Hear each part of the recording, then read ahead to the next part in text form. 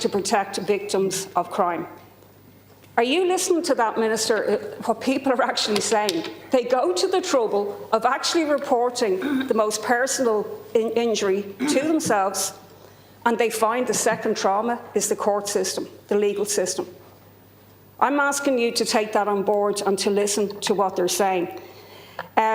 So one of the most positive things that we've seen in the last year is that women and men, we also have male survivors of gender-based violence here today, who actually go through this process, are then deciding to waive their anonymity. They come out onto the court steps, they describe what they've been through, and they do it for a reason. They don't want anyone else to go through the same thing again. That's why they should not have to do this. Such is the horror of the misogynistic court process, the injustice of our justice system, that they're breaking the silence. In the words of the inspirational Giselle Pellico, shame must change sides. They want today to be a turning point. They thought they had turning points before. Promises were not kept. Change didn't come. But this has to be a turning point now, today. So the motion, as I said, outlines the scale of the problem. And we have to name the issue clearly here as well, because some, for example, in the far right, are trying to use this issue to stir up racism and division. This is essentially a problem of male violence. It's rooted in the patriarchal family structures created by capitalism. It's rooted in male supremacy, entitlement, and it's rooted in gender inequality. The idea that men have the right to control women, to control their bodies, and in fact, macho culture isn't decreasing, it's actually increasing. On the internet, we know the statistics, it's promoted to young boys within minutes of setting up a TikTok, and not a thing is being done about it. It's suiting the system now, as we see writ large in the US, to promote misogyny, homophobia, transphobia, and of course racism. And it's perfectly seen in the US, where you have violent sexual predators in leading positions now in the administration. The ultimate male entitlement is exemplified in femicide, the idea of that you own and control that woman's life, and that she must be killed. And I think that we have to say that we have to challenge those ideas. We have to challenge that culture of misogyny, which lends itself to violence against women and girls. Gender-based violence has a brutal reality and impact on the lives of people. The large majority never report, and as I said, those who do so to stop other people. And every time that somebody hears, every time someone isn't believed, every time someone's victim blamed, and every time a man is praised as being a pillar of society, when behind closed doors they're actually something completely different. That's extremely damaging, and it's also increasing the culture of gender-based violence. So the failure of successive governments to do anything about this issue, about this brutally misogynistic legal system. Anytime change is asked for, there's always a compelling reason put forward by the government as to why it can't be done. The Constitution, we're told. So rape myths like clothing, contraception, fake tan, relationships that the victim may have been in, the fact that they took drugs or drink, all of these things. Why are these being allowed on a daily basis, Minister, in our courts? And what are you going to do about it? This deeply misogynistic thinking is about what women wear, etc., is extremely, extremely damaging. And now a couple of issues have emerged as being particularly prominent for many of the survivors of this court process. I want to start with the first one, which is character references. We have to begin by saying that gender-based violence is quite a unique crime. The perpetrators are master manipulators. Nobody knows what they're like in private, in their relationships or in their encounters with people. Now, 2 weeks ago, 35 references were trotted up for a Gardaí who had actually sexually assaulted a woman twice, falsely imprisoned her, on the job in the Garda station. And among those references were from We Think Gardaí. I've spoken to that woman. She does not know who wrote those references, but it was extremely damaging and traumatising for her. I read yesterday a report of 7 testimonies. I think they're changing the name of them now because I know how damaging character references is, for a child rapist, somebody 50 years senior to the victim. And, you know, this is going on every day in the courts. What is the purpose of these references, Minister? They're utterly irrelevant. They're written by unqualified people. There's no recognition of the dynamic of gender violence, of the fact that the perpetrator cultivates a persona.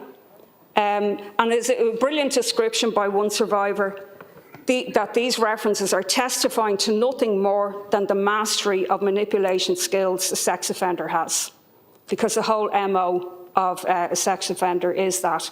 So there was a recent change made whereby people can be cross-examined if they write a reference. I don't think that that's enough, Minister. That is absolutely worthless, because what benefit is it if 35 people are traipsing up to the witness stand to testify? It actually could be even more damaging. We need to say that they've no place in court. They are not relevant to a fair trial. The other issue is counselling records. This has emerged as a really traumatising issue for so many people. This was sent around to TDs yesterday, but I want to read a snippet of the words from Hazel, where she said, "I've worked so hard to rebuild myself, get to know the new me, since the morning I was raped." And she talks about the benefit of counselling with the Rape Crisis team. And she said, "I never knew my thoughts, my fears, my shame, my turmoil, shared during the safety of a counselling session, could be shared with the person who actually did this to me." Minister, why is this going on? Like, seriously, and not alone has it's increased since 2018, since the change was brought in. Since 19A was brought in, 19A is a joke. It has not been used. The onus has been put on the actual victim to just give their notes, and if they don't give their notes, they're told their trial will be delayed, they're told it will just bring more hassle for themselves, and they therefore just give them. So I want to ask you what evidence is procured from a therapy session that's vital to somebody's right to a fair trial. I would die on a ditch for the right to a fair trial. But the idea that notes that were made by a therapist, by the way, the notes are not even from the person. They're a therapist's note of what the actual person said. Therefore, the third party don't even know why they're admissible. What about the right to privacy? What about the right to seek health care, to seek therapeutic care for yourself? That's in the European laws that are enshrined. Now, I've heard our Constitution cited, Article 38(1), which says that no person should be tried in any criminal charge save in due course of law. How is anything that can be gotten from a therapy session necessary for the due course of law? I haven't heard yet one viable example. And we can ascribe a lot of things to Eamon de Valera, but really, I don't think he was sitting down in 1938 writing Article 38(1), thinking, oh, therapy notes, must have that for the right to a fair trial. So I think that we have to completely challenge the reality, and I've spoken to many representatives in the rape crisis centres, and they say that they do not understand why due course has been interpreted in this way, that there's no credible evidence. And let's be frank, this is only being done as a chance to find something, some nugget, to undermine the credibility of the victim. It's been done for no other reason. The mere possibility of these notes, by the way, being used is deterring people from pursuing cases, from seeking counselling, and is creating huge trauma. So I don't think an amendment will do. We need to outlaw this. We need to get, for example, in the US, there is therapist and client privilege. And we need a similar situation here. People do have the right to seek help. This is just misogyny writ large.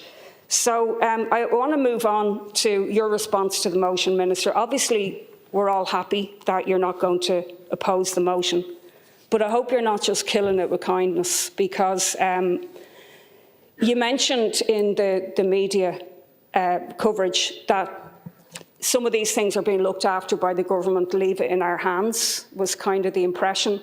But, you know, people have left it in your hands for long enough. But also you mentioned, in particular, I want to talk about the Judicial Council. You said that the Judicial Council is solely responsible for some of these things. No, I do absolutely not accept that the Judicial Council, which is made up solely of judges from the Supreme Court right down, should be left to self-regulate. That's worked so well, you know. The idea that they should decide what they do, how is that a proper system with, you know, input from ordinary people?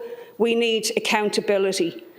We need training of judges, training of legal teams about rape myths. It is not compulsory. We put in a PQ about this before. There's no monitoring about how many people do it. And there's no record kept of how many people go. It's just there. It's take it or leave it. What other job would you be allowed to do that, by the way? You know, not, you know, professional development that's absolutely vital to people's lives, that you can just go, pick or choose whether you go or not. Now, you mentioned as well the zero tolerance strategy. There was so much fanfare about zero tolerance a few years ago. Following the horrific, tragic killing of Ashling Murphy, there were so many promises that so much would be done. And we have to say about zero tolerance, there isn't even zero tolerance in political parties about violence against women. So let's be frank here, even in your own party, people have been selected who've carried out violence against women. So other laws that need to be enacted I want to mention as well. So Valerie's Law, I'm sure you're well aware of this, and we also have, oh, apologies, I didn't realise, was that out of my time? Okay, I can take this up after. Can I just mention that we have the brother of Valerie French here today, and it's very important that that's moved on and enacted. Thanks.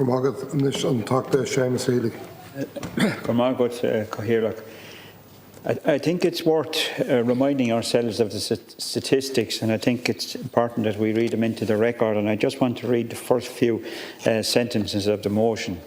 And they read as follows. The World Health Organization states that gender-based violence is a global pandemic and is the greatest threat to the health of women and girls worldwide.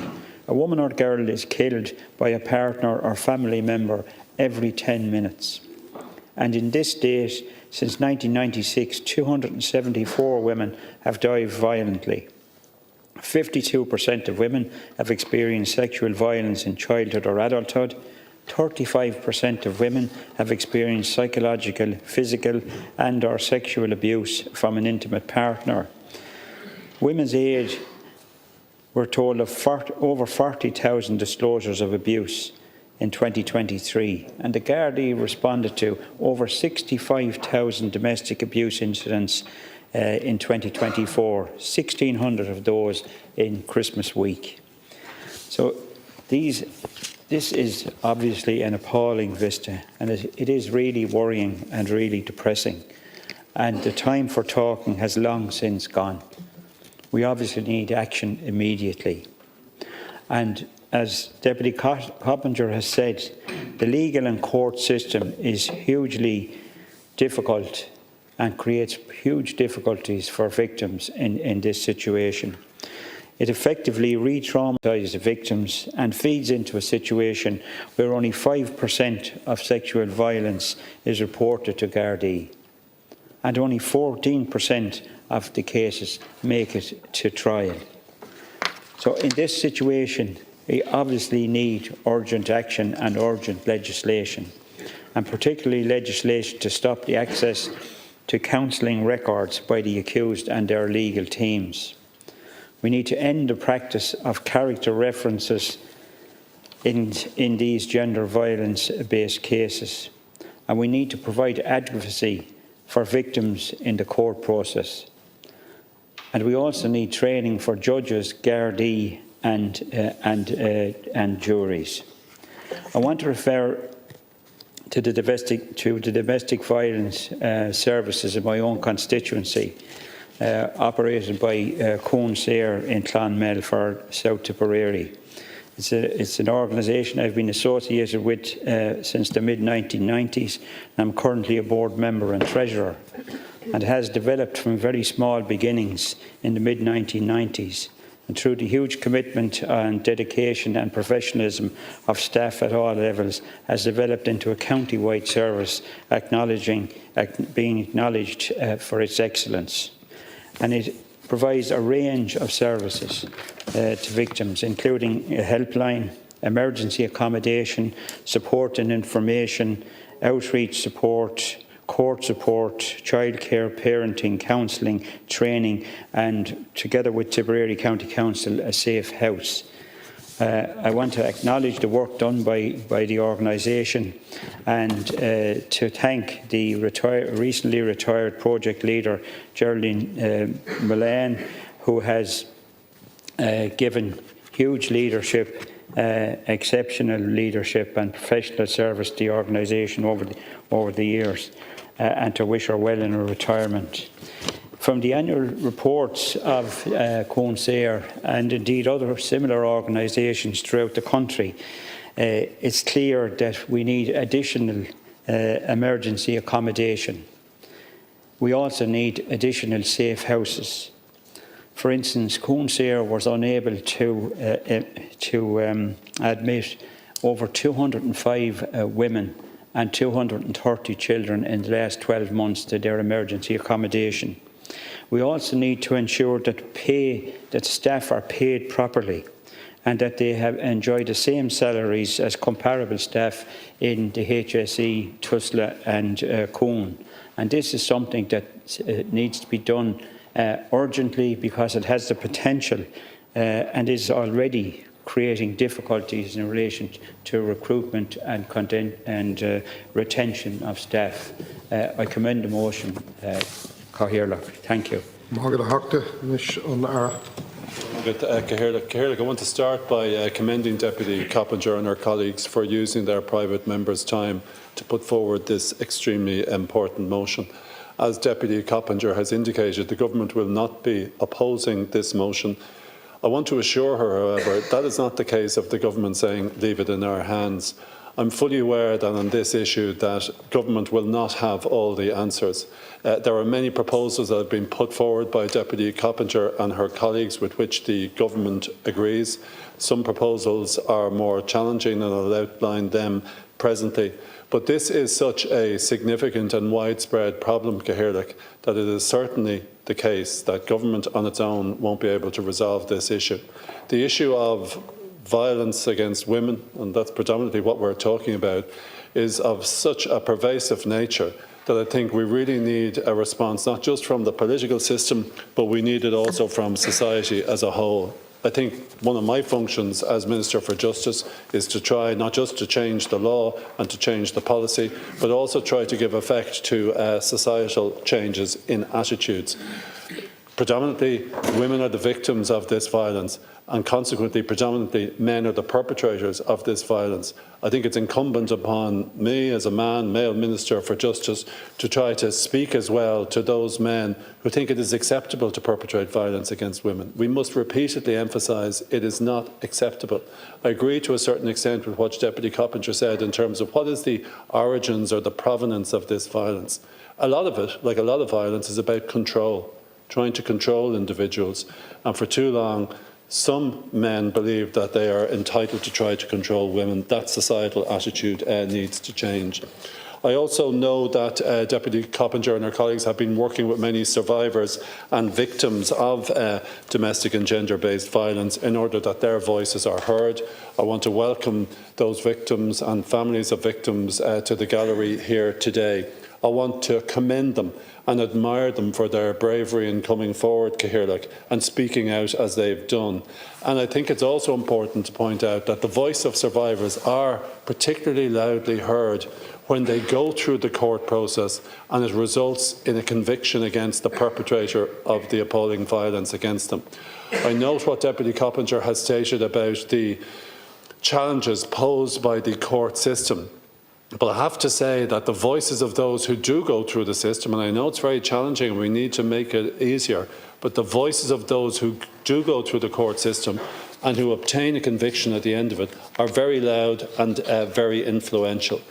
These women remind us that although we've made improvements, reformed our laws and strengthened support structures, we still have much to do in moving along this journey to seek justice.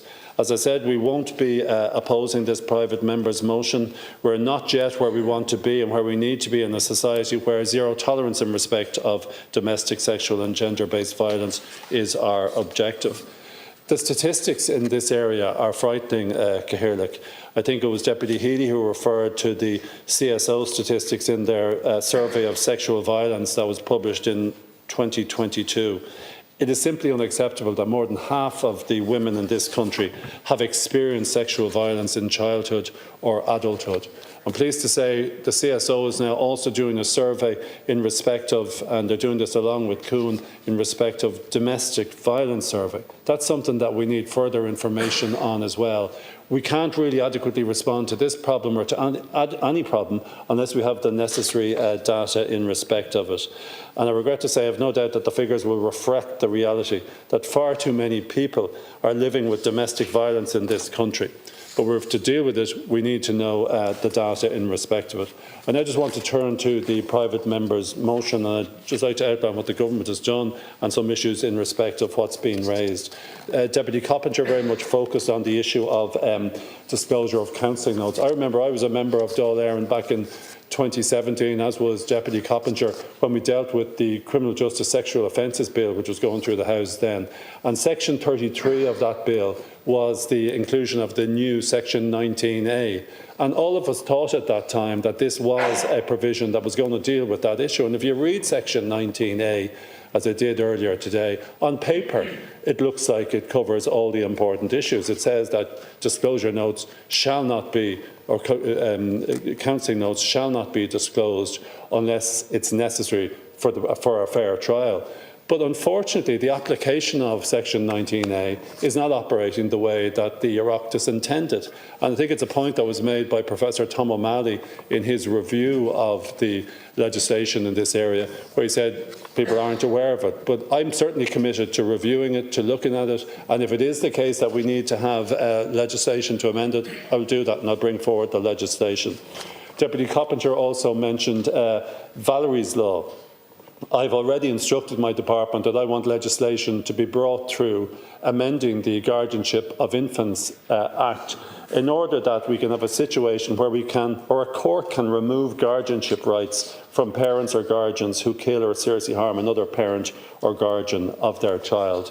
I hope to have a memorandum going to government next month, Deputy, dealing with getting permission from government to proceed with drafting that, and the heads of bill are being prepared in my department as well. In terms of the domestic violence register, that's something that I'm committing to establish. What I think is important is that if somebody is convicted of a serious criminal offence before the courts, the public should be aware of that. We have a situation in this country where we publish lists of tax offenders. We don't publish a list of people who have been convicted of rape or serious sexual assault. The only way we know about that is if a journalist happens to be in court, or if, as many brave victims have done, the victim decides subsequently to go public in respect of it.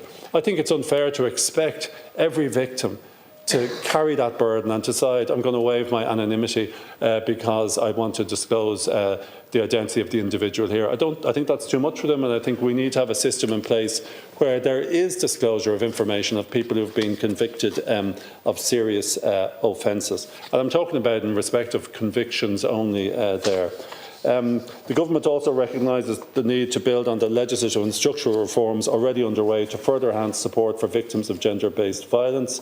We've seen sentences increased. We've seen the Criminal Law Sexual Offences and Human Trafficking Act 2024 signed into law last year, which expands a victim's right to legal representation in circumstances. Also, Deputy Coppinger referred to the character reference issue. At present, as the law is, that if you're going to give a character reference, it has to be on oath or an affidavit, and you can be subject to cross-examination. In terms of the woman you mentioned, Sarah, she should be told who was put in as character reference in respect of the person who had been convicted of the offence against her. Character references only arise in terms of the imposition of a sentence. I'll consider it, but I suppose we need to be aware of, are we going to do away with character references across the board and for all offences? Because I think it would be difficult to say we're just going to get rid of character references in respect of persons who are convicted of certain offences, but for other serious offences we would permit them. So it's an area that I think we need to reflect on. But I want you to know as well that there's a lot of reform going on in the family justice area. A central element of this is the establishment of dedicated family courts with specialist judges assigned on a full-time basis. I think it's important that our family law system operates much more effectively. Regrettably, a lot of the violence that we see perpetrated against women is violence that comes from persons with whom they're in a relationship within the family.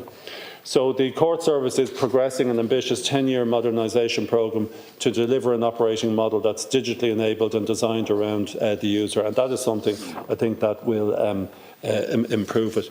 You also mentioned, Deputy, the issue about making complaints against the judiciary. Complaints can be made against the judiciary within the Judicial Council framework. There's also a constitutional mechanism and legislation in place for the purpose, the severe purpose of trying to remove a judge from office. Obviously, we have to be careful that we protect the independence of the judiciary. The last thing we want is for decisions of judges to be subject to review by this House or people that this House decides to appoint to some statutory body. We went through a difficult circumstance in terms of establishing the Judicial Council so that it would retain its independence. And it can examine the conduct of a judge in cases where judicial misconduct is alleged. You've also called in your motion for education programmes to challenge misogyny and gender-based violence. There's a substantial body of work already underway with Kuhn at the core of its efforts. And can I just say, educational and awareness-raising campaigns have covered the issues of sexual consent, domestic abuse and intimate image abuse. And building on the momentum of those campaigns, Kuhn is launching a campaign called Hardest Stories, and it's actually been launched today at 11 a.m. And Deputy Coppinger, I hope you'll forgive me, but I'm going to go down and launch that campaign by Kuhn this morning. The launch is at 11 o'clock, so regrettably I'll have to leave here at 20 to 11.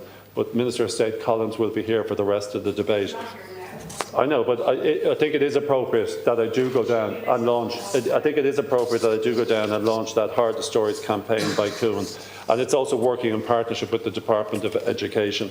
So I want to thank you for the motion. The government isn't opposing it. This is an issue, Lascan Corla, that requires full attention from government. But as I can just repeat again, government won't have all the answers. There's a requirement, and I will listen to all suggestions that come from this House. Thanks very much. Thank you very much, Minister.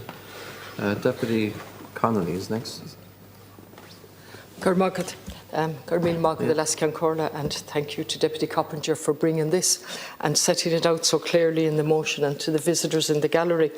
And I welcome that the Minister is not, and best of luck to you in your new role. And I welcome that you're not opposing the motion, but often that's the death knell. But I'll give you the benefit of the doubt in relation to it, that it's not the death knell, and you will take this matter seriously. And I hear you're committed to bringing in the register and changing the law. And I've only a short time, 5 minutes, I think, so I won't win it. I welcome what you're saying, and I think you have to deliver on that. And I say that in the context of 1974, a groundbreaking book, Scream Quietly or the Neighbours Will Hear, 1974 in Chiswick, London, and Chiswick Women's Aid, 50-something years ago, Scream Quietly or the Neighbours Will Hear. Fast forward 49 years later, the Royal College of Surgeons, hidden in plain sight, domestic violence and gender-based violence. And so, forgive me if I'm sceptical, because as Deputy Coppinger has said, we've listened to the news this morning with what seems another murder, another woman in her 80s. And so we're here, and since I came in 2016, along with all my colleagues on this side of the House and with some of the backbenchers, we've repeatedly spoken on the failure to deal with domestic violence and gender-based violence. And actually, I'm most uncomfortable with the word domestic. I think it reduces the importance, the seriousness and the significance of criminal activity. So I would like to get rid of the word domestic and treat violence for what it is. I'm also unhappy with the words like epidemic and pandemic, pandemic. This is not an epidemic. These are serious crimes being committed by the most part by men. And so over the last number of years since 16, we fought and pushed the government. So my worry is there's been no proactive action on behalf of the government. It's all been reactive, pushed from the opposition, and we've been pushed from the organisations on the ground. Women's Aid in particular this week have come out, and I'm going to come back to that in a minute. But we've been pushed to push the government. And so you did produce a number of reports, finally, before you got the zero strategy. And what you produced was, the TUSLA produced an audit of refuge services, completely inadequate. And then the department did a review of the structures and services there. And what did they say? They said there was an absence of data, an absence of funding, fragmentation, gaps, deficits. That was 21 or 22. So 1974, scream quietly or the neighbours will hear, and fast forward to a report telling us lack of data, lack of funding, deficits and gaps completely. And all of the time the numbers for violence increasing and increasing, and the world becoming a more unsafe place for women and families becoming for. And the figure you referred, Minister, unfortunately, you said unfortunately most of it is within families, and absolutely, it's shocking the figure. 63% of women were killed in their own home. 53% were killed by a partner or ex-partner. And almost 9 out of 10 women know their killer. And so my difficulty when we have debates like this, and I'm really appreciative that Deputy Coppinger has used her time, is we're talking. I've been talking since 2016. I'm very familiar with the services on the ground. Back in 2002, Savvy produced the groundbreaking report, Sexual Assault and Violence in Ireland. We utterly ignored it. The prevalence of violence against women was clearly set out. And then you fast forward to the Royal College of Surgeons that's telling you it's hidden in plain sight. So then we begin to ask ourselves as legislators, what's happening here? What do we mean when we say we want a zero tolerance? And we never rolled out enough refuge. And I say that with caution because Women's Aid, and I'm somebody who has called for more refuge and will continue to do so. But Women's Aid, Safe Ireland has called on the government to embed a full infrastructural response to domestic abuse at local level rather than prioritising new refuge spaces. And the CEO said, we are very, very concerned that there will be a focus on refuge building at the expense of the real response to new refuge spaces. More has to be done, and the government must take seriously. So I'm almost out of time.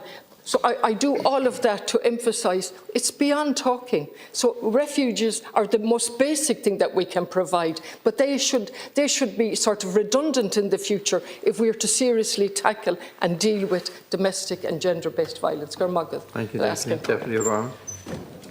Last count, Corla, I'll be supporting this motion today, and I want to thank Deputy Coppinger for using her first opportunity in private members' time to raise this absolutely critical issue. And there can be no equivocation when it comes to assessing our efforts to end violence towards women and girls in this country. We're simply not doing enough.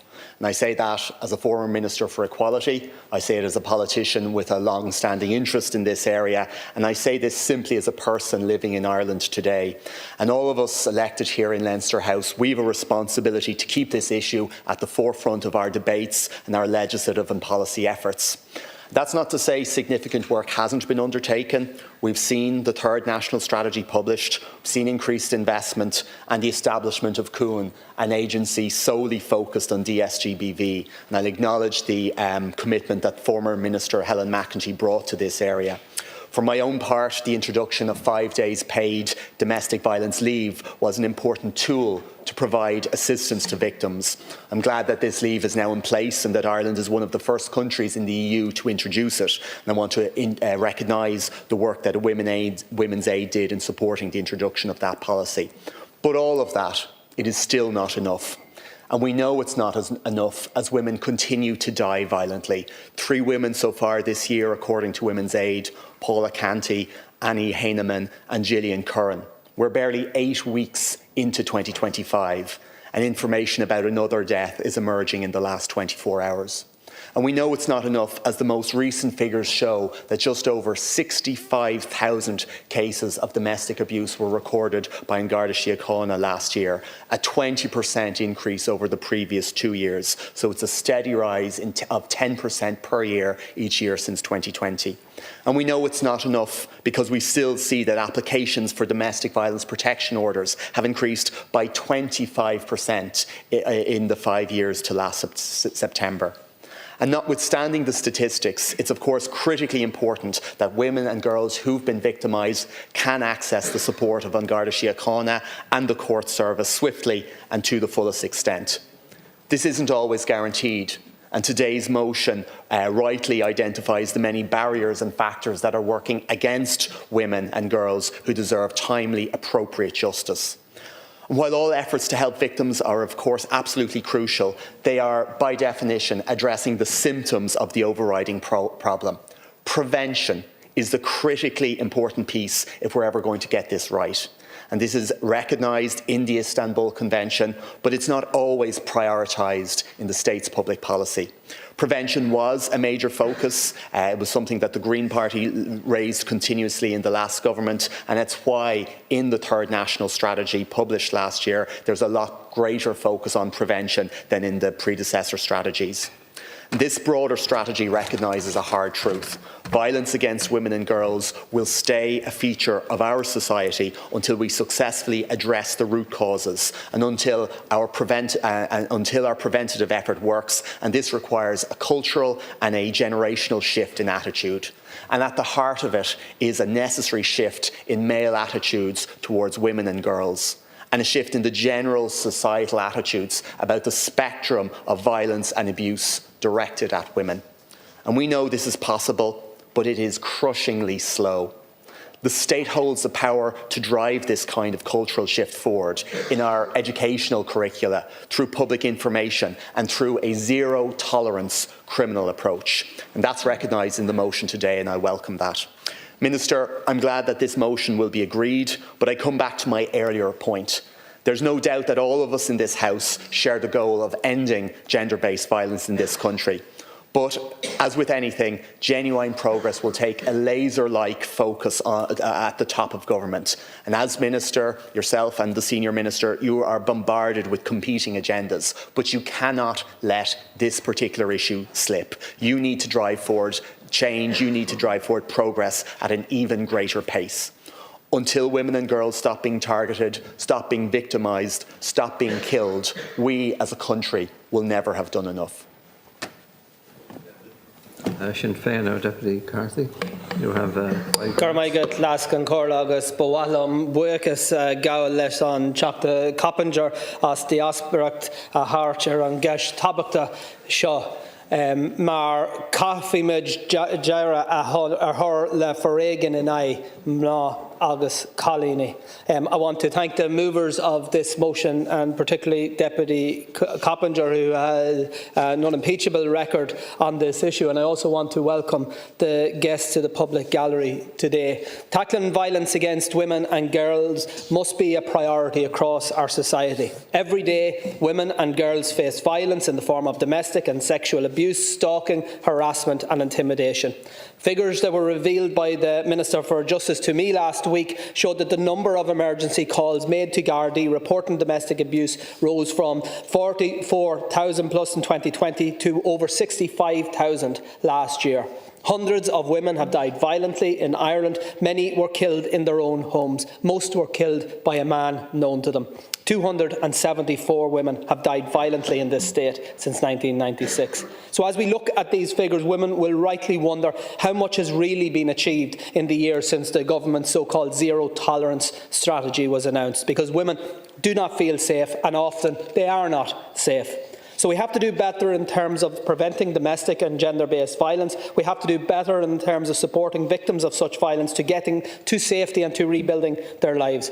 And we have to do better in terms of ensuring that victims of gender-based violence get the justice that they deserve in a timely manner that does not compound their trauma. It's crucial that CUAN, the new statutory government agency that's dedicated to tackling and reducing domestic, sexual and gender-based violence, is provided with the resources needed to do its job, particularly in the areas of prevention. The government also needs to ensure that Garda Síochána and the justice system have the resources and the training to better deal with these issues and these violent attacks. We know that the long delays in our courts prevent survivors from rebuilding their lives.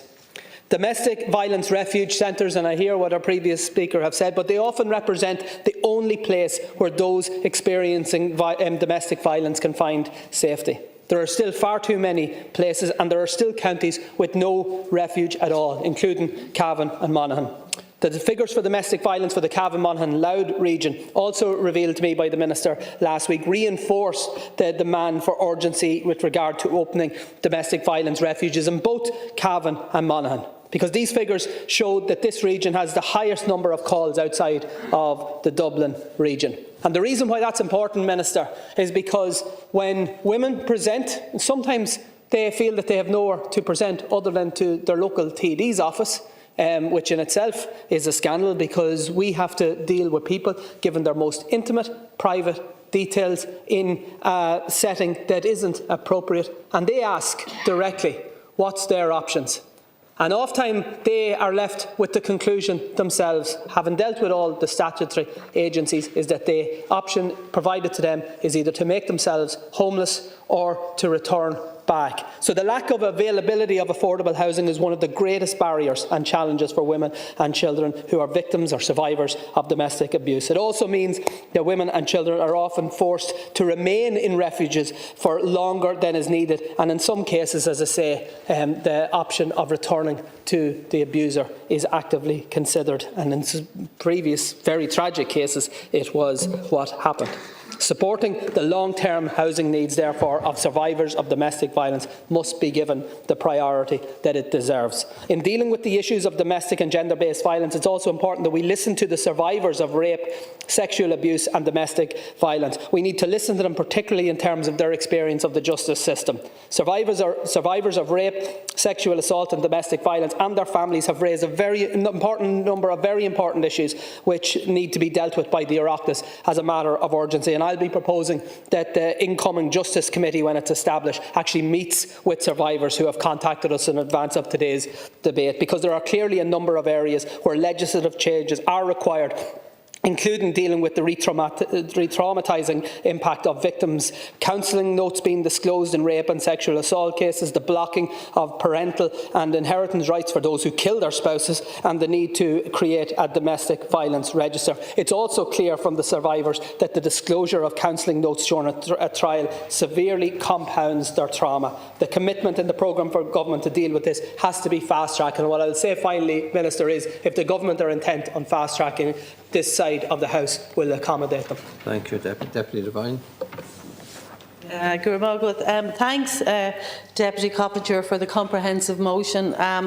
Gender violence. It will further the state's response and our society's attitude to this insidious harm in virtually all walks of life. The statistics are startling, as by my colleagues here. Substance abuse, poverty play its part in the domestic and gender-based violence, and disturbingly our homeless figures, they don't include those who are accessing safe havens. We welcome the inclusion of criminal behaviour which was previously not recognised: abusive, coercive control, revenge porn and marital rape. In my role as a mental health nurse, I'm just talking to women, and why it was always women that was referred to and not the perpetrator. The women, especially older women, say to me, "I didn't know we had rights.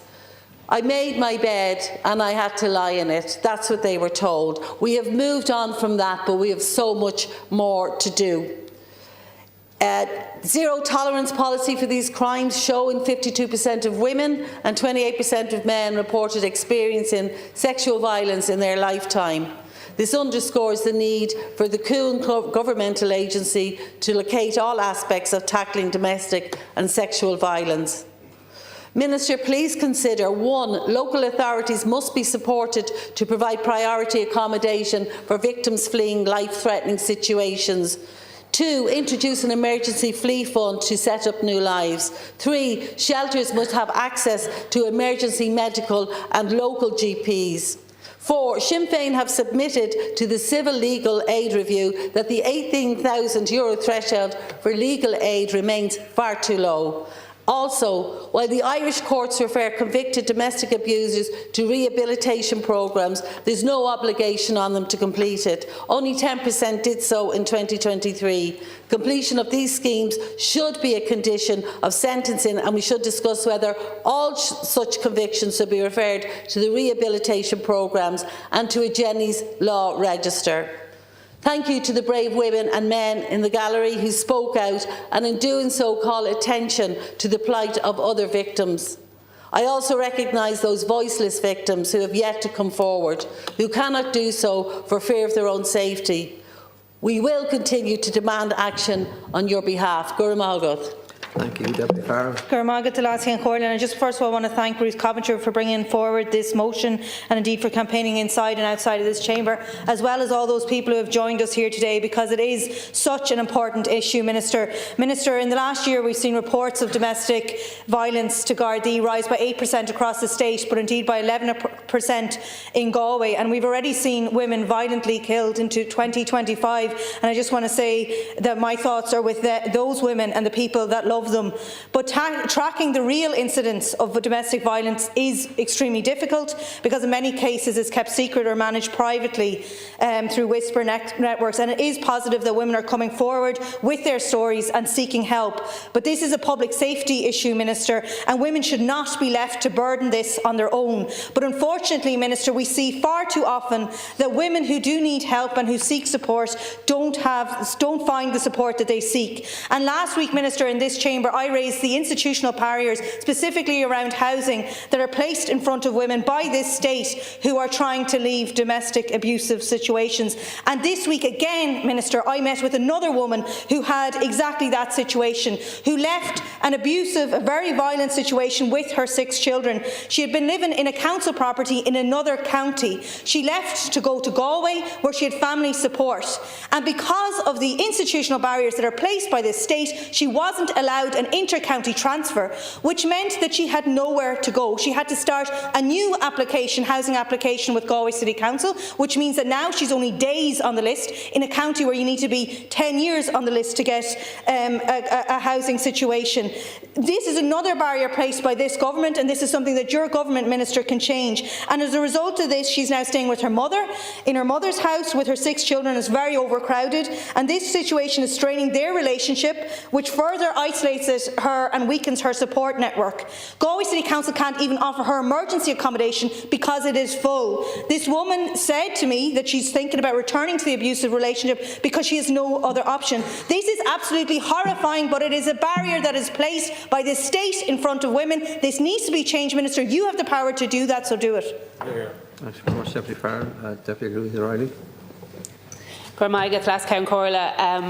I want to welcome the victims and survivors and their families who are in the gallery this morning, and I want to thank Deputy Coppinger and her group for bringing forward this motion and providing us with the opportunity to have this important discussion. Minister, in November last year, Focus Ireland published a report which found that domestic violence is a significant factor in making mothers and their children homeless.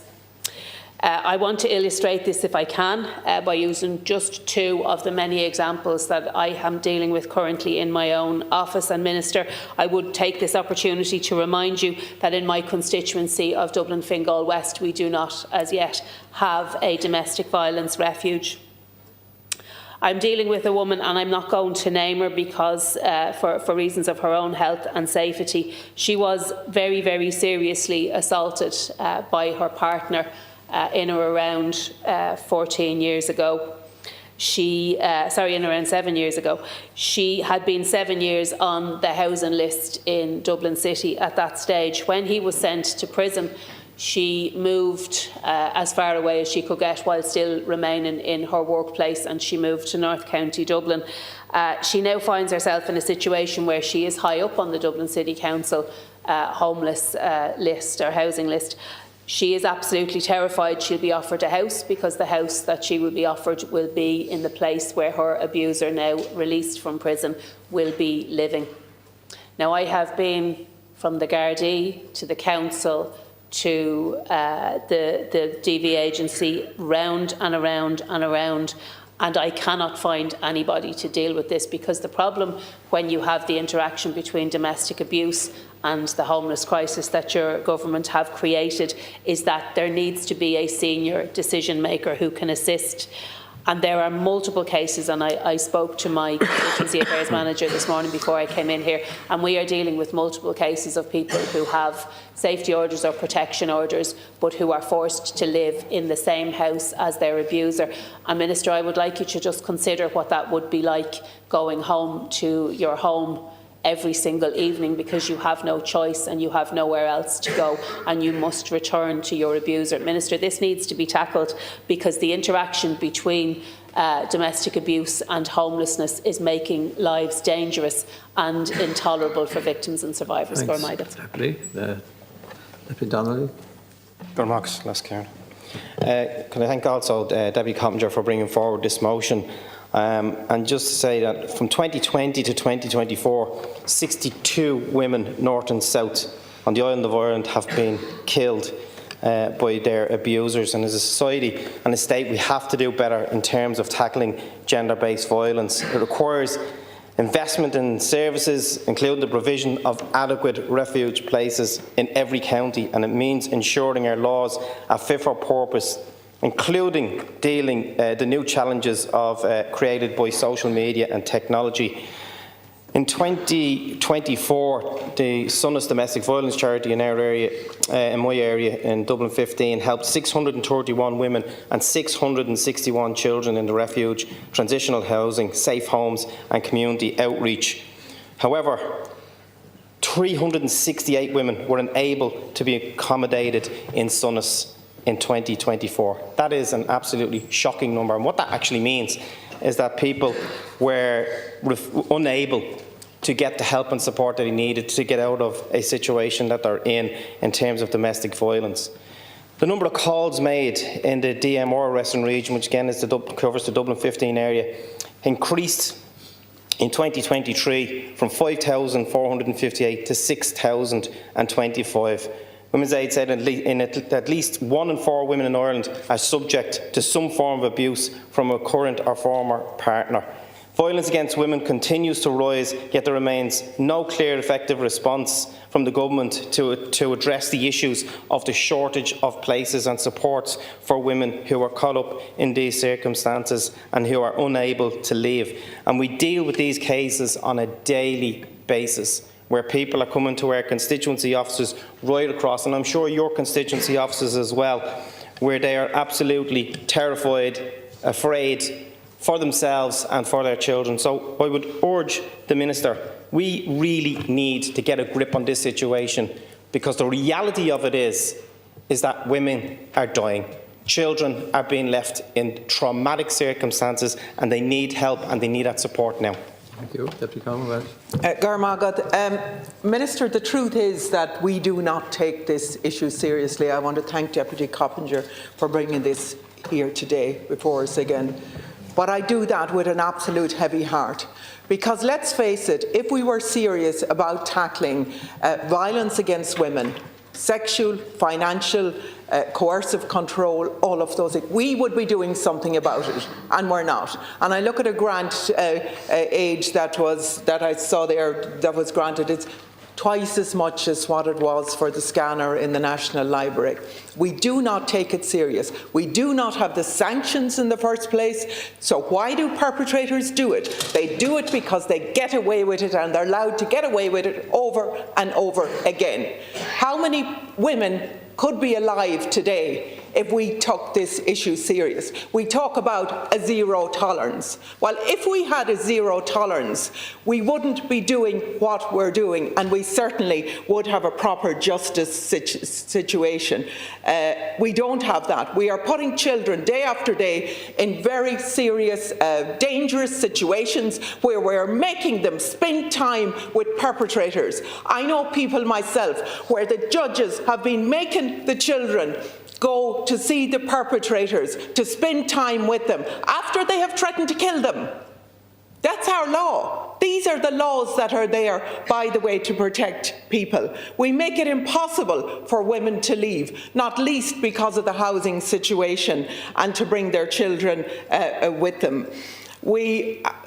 There's just so many things. I am so fed up in talking about it and not doing the things that need to be done around violence against women and domestic violence. I've been working in this area for over 20 years now, and I don't see progress. And I don't see the progress that is needed and that is talked about over and over again. And yes, we need more refuge places, of course we do, but we need to stop people doing it in the first place, and we need to call them out, men and women, to stop them doing it. I want to commend the organisation Beyond Surviving.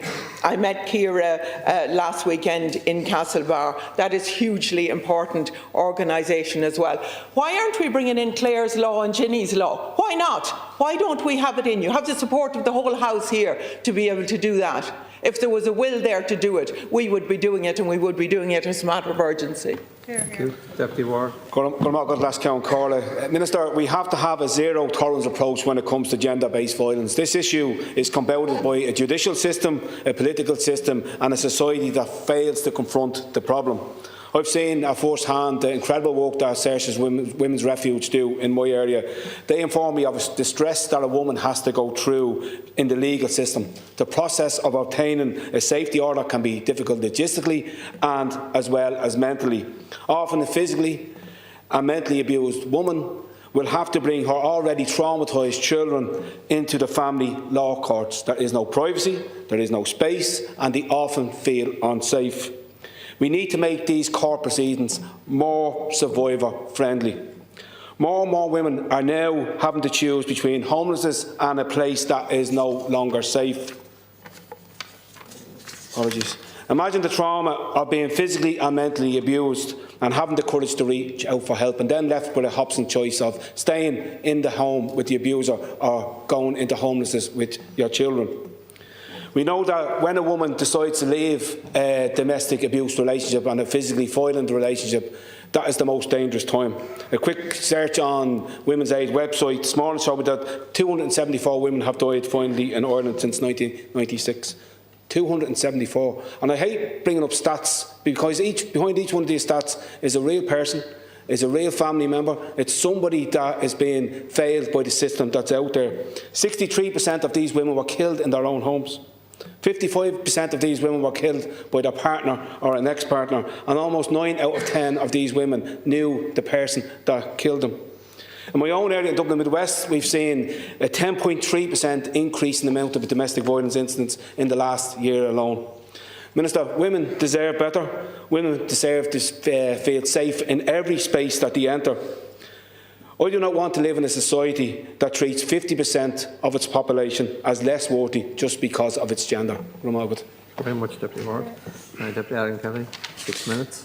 Thank you, Latska Hirlock, and very best wishes in your roles. First time you've been the chair when I was here. Right. I want to thank the Independent and Parties Group for tabling this very, very important motion, and also to welcome all the guests that are here in the gallery. I'm going to be sharing time with my colleagues Marie Sherlock, George Lawler and Conor Sheehan. This is a very important debate, Minister, and raises a number of issues that need urgent and ongoing examination. Last July, my party tabled a similar motion addressing many of the same calls following the courage of Natasha O'Brien. In the motion, we specifically called for a review of the practice of suspended sentences and the criteria used for applying these to those convicted of violent crimes, increased urgency in the development of sentencing guidelines by the Judicial Council, clear guidelines on the use of character references, and a comprehensive database of judicial sentences. reforms to the court system to better protect and support victims and survivors of domestic, sexual and gender-based violence, including provisions of efficiency training for legal professionals and the judiciary, consistency in sentencing and provision of access to rehabilitation programmes for perpetrators of sexual and gender-based violence, the introduction of a commissioner to act as an independent advocate and voice for victims and survivors, a review of the Irish Defence Force regulations in order to deal more proactively with members either accused of or convicted of violent crimes, increased funding from the government for the provision of additional refuge places in line with the Istanbul Convention, and increased resources in budget 2025 for Cuan, and a commitment to multi-annual funding for rape crisis centres and other domestic sexual and gender-based violence service providers. In the 6 months since then, unfortunately, little has changed and more shocking cases have emerged. Tackling sexual and gender-based violence in all its forms is a core whole-of-government responsibility, Minister. It needs input and cooperation from departments across governments, such as health and education, as well as justice. It requires a coordinated and sustained response from a host of state agencies and government departments. We cannot confine ourselves to believing that by rolling out yet another criminal justice measure in this House, the problem can be solved. It can't. DSGBV is much more than just an issue for law reform, although that may well be needed. And above all, we need more research, evidence and awareness. I think that the motion reflects this when it highlights, for example, the prevalence of rape myths and their impact on the criminal justice system. Myths about rape and about the criminal justice system's attitude to rape may well have an impact on a victim's decision whether to report on the attitudes of An Garda Síochána who receive a report, and on the decision whether to prosecute. The English Law Commission published a consultation paper in 2023 on evidence in sexual offence prosecutions. Rape myths and how to tackle them was high on its agenda. The Commission was able to point to local and international research on the issue. We cannot point to similar evidence here because we have not commissioned the necessary research, Minister. The Minister should resource Cuan to carry out that work. Moving to prosecution decisions, the DPP's guidelines for prosecutors states that prosecution should not be instituted unless there is admissible, relevant and credible and reliable evidence. The guidelines also state it is not the practice to operate a rule under which conviction would have to be regarded as more probable than acquittal. But where the likelihood of conviction is low, other factors, including the seriousness of the offence, may come into play in deciding when to prosecute. And there is then listing a string of considerations which, taken together, may well provide reasons why prosecutions are relatively rare. According to paragraph 413, it is important to know if there is independent evidence which supports the complaint. This could be evidence from another witness or forensic evidence such as fingerprints or DNA evidence from body tissue. This makes the case stronger than one based on one person's word against another. There is a question whether this guidance is influenced by societal views and myths, and it merits review, Minister.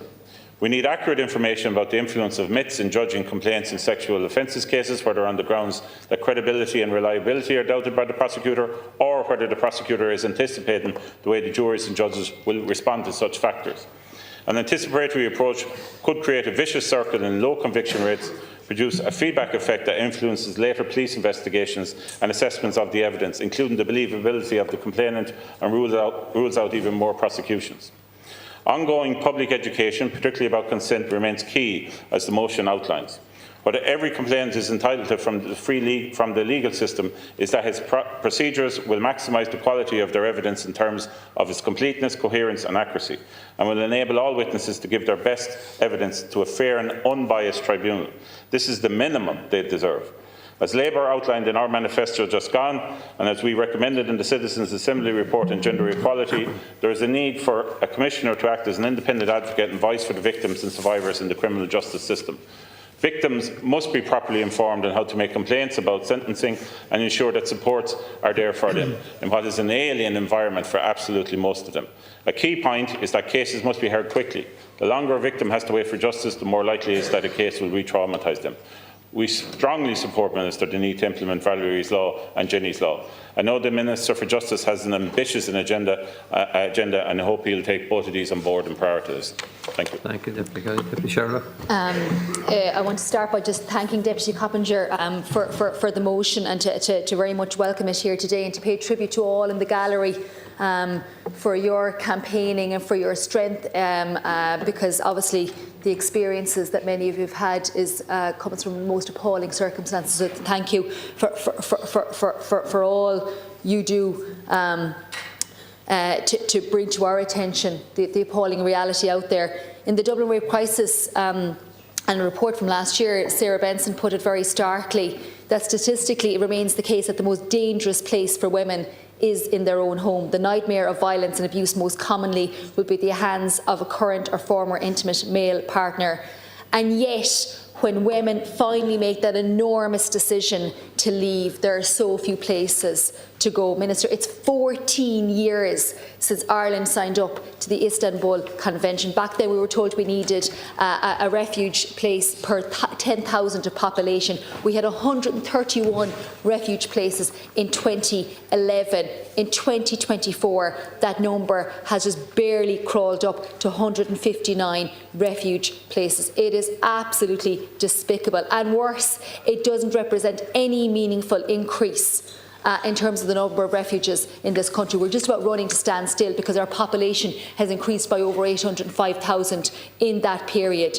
The programme for government makes promises which we very much welcome, but so did previous governments, and they were unmet. The promises now are also way off what we need, and we can't just go about acknowledging the numbers, the increased numbers in those reporting violence, the increased numbers in barring orders, and not make the provision accordingly. And it is unforgivable in this day and age that we're forcing women who are fleeing with their children to go through an additional trauma of having to travel miles every day for their work and school. And I think of the woman in Cabra who had to go to Coolock, and then when she timed out of the refuge in Coolock, had to go to Step Aside and was travelling for an hour and a half every single day with her child to get him to school, and then walk around the streets of Dublin because she couldn't get back to the refuge to then be back to collect her child in the afternoon. That is unforgivable. So to the counties that don't have a refuge, that is a huge issue, but in Dublin we also have a massive shortage. The other critical issue that I want to raise today as well is the specialist training for Gardaí responding to those 999 calls. And my question to you, Minister, is every single member of An Garda Síochána given specialist training? And if they are given training, is that training trauma-informed based on victims' experience? Because my understanding is that it's not the case. There's no specialist training for trainees, for probationers, and for those answering those 999 calls in our community. Thank you. Deputy Lawler. Thank you, Láscan Corla. I'm pleased to support this motion, and I want to thank Deputy Coppinger for bringing it forward, and I'd like to welcome also our guests in the public gallery. I want to speak also about the importance of women having access to refuge places, and as a member of the Voluntary Board of Management and the Director of Wexford Women's Refuge, I have seen at first hand the benefit of having a refuge in your locality. The benefits of having skilled, compassionate refuge staff available to guide victims through the difficulties and advise them on some of the obstacles and issues highlighted in this motion. For 5 years I chaired the building subgroup of Wexford Women's Refuge, and last year we opened a new state-of-the-art building in the heart of Wexford town, which saw the refuge triple in its capacity. Wexford Women's Refuge also offers outreach services, meeting women in a safe place of their choosing. It offers court accompaniment, access to counselling, working closely with Wexford's Rape Crisis Centre and also agencies like Barnardo's, Youth New Ross and the HSE, to name a few of the great services available to the vulnerable women and their children. An in-house child and family support worker is just one of the highly skilled staff available within the refuge.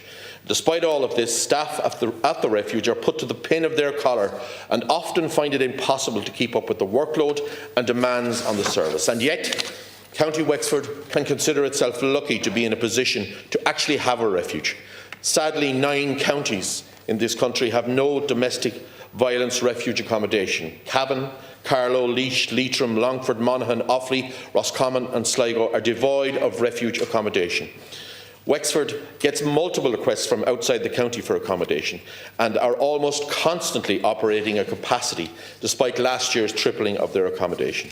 So can you imagine the feeling of isolation the women in these counties feel in the knowledge that within their communities and their locality there is no safe haven of a refuge? As this motion states, only 5% of those who experience sexual violence as an adult reported it to Gardaí, and of these it is estimated that just 14% make it to trial. The victims and survivors of sexual violence have spoken about their harrowing experience of the legal system.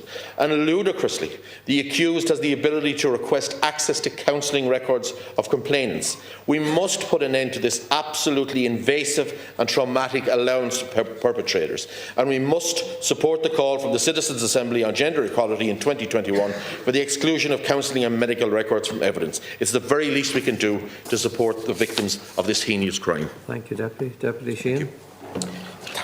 Thank you very much, Last Count Corla. I would like to thank Deputy Coppinger and her group for bringing forward this important motion, and to welcome the survivors who are in the gallery up above, who, should not need to come here in order to see this issue addressed. And I would like to pay tribute in particular to Natasha O'Brien, my own constituent, for all her advocacy in relation to this work.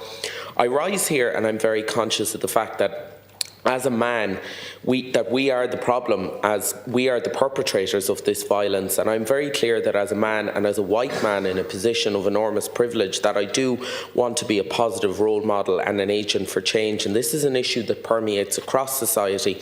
And the fight against this scourge cannot be led by women and women's rights movements alone. This is a global human rights issue. As the author Margaret Atwood said, women are afraid that men will kill them, and men are afraid that women will laugh at them. And as Mary Cassidy, the former state pathologist, said, and it goes very clear to the root of this motion, it's the man in your bed and not the man under the bed that you should be worried about. And this motion contains a number of practical measures, many of which were contained within a motion that we brought forward last year, and we're very happy to support it. Items like ending the practice of victims' counselling notes being accessed and read by the accused during trials, ending character references in cases of gender-based violence.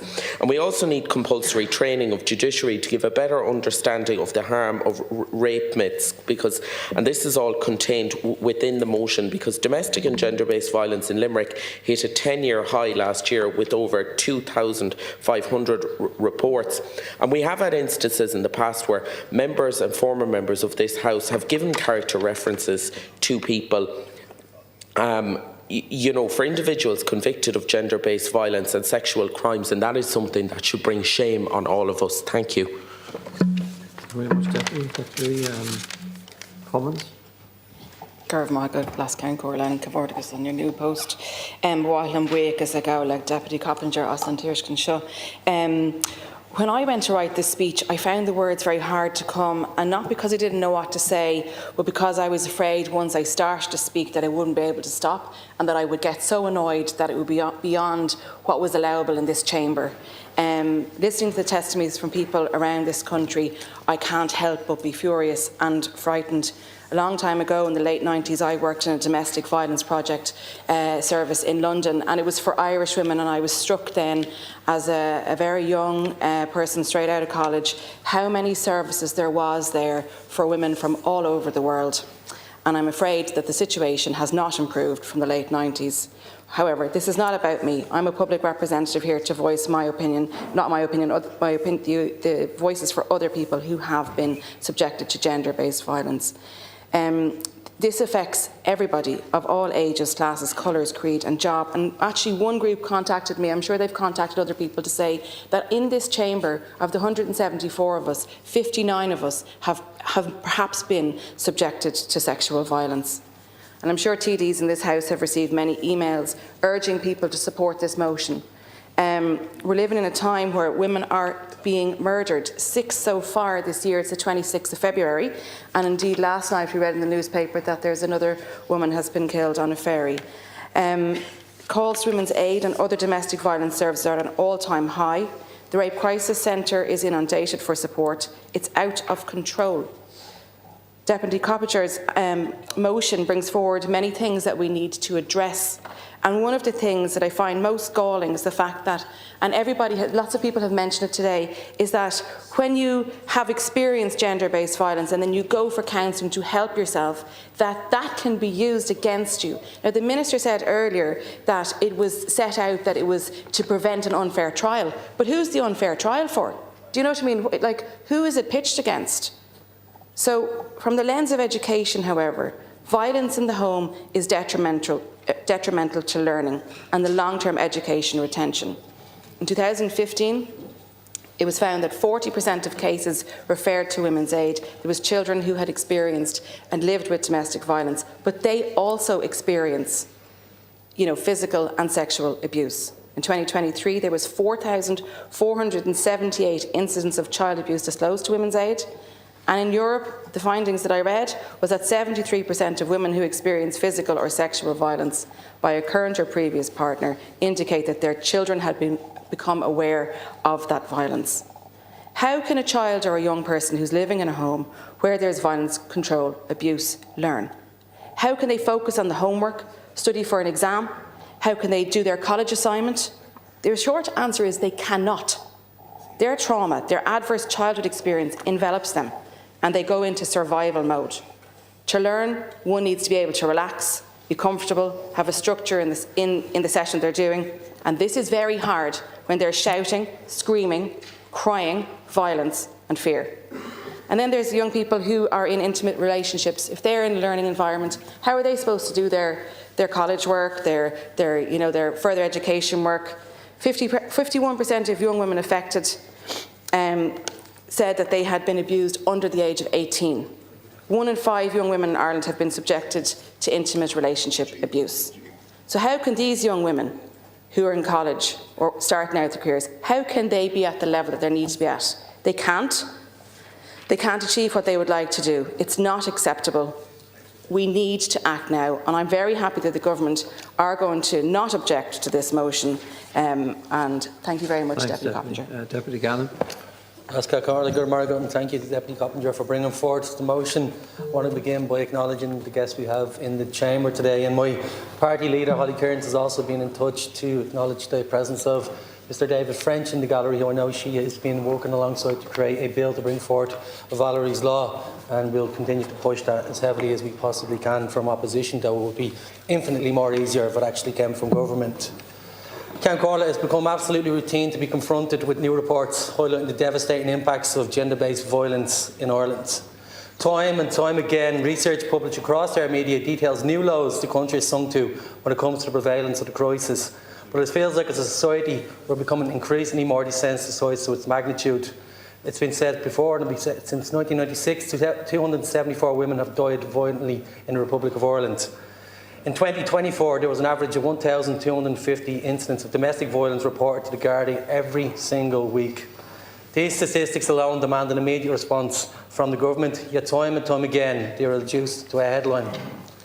While it's positive that women are coming forward in recent years, the data that we do have on the issue comes from an under-resourced frontline agencies filling the gap where a state should be. The epidemic of men's violence against women continues to be framed as a women's issue across all facets of society. Last Count Corla, we know gender-based violence is one that must be confronted by men ourselves. We've created a society where there's such a pervasive sense of male violence against women that that the phrase has been coined, femicide, to describe the epidemic. Even the very term allows men to evade accountability for this ongoing crisis.